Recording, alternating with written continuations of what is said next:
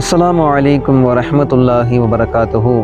கண்ணியத்திற்கும் மதிப்புக்குரிய அல்லாஹுவின் நல்லடியார்களே, நபி ஸல்லல்லாஹு அலைஹி வஸல்லம் அவர்கள் கூறுகிறார்கள், நாளை மறுமையிலே 3 மனிதர்களை கஸ்தூரியினுடைய மேடைகளில் அல்லாஹு சுப்ஹானஹு வ தஆலா அமர வைப்பான் என்பதாக சொல்லியிருக்கிறார்கள். ஸலாஸத்துன் அலா குஸ்பானில் மிஸ்கி. அந்த 3 மனிதர்கள் யார் என்று கேட்டால், முதலாவதாக சொல்லுகிறார்கள், இரவு பகலாக 5 நேரம் பாங்கு சொல்லி வந்த மனிதர் என்பதாக சொன்னார்கள்.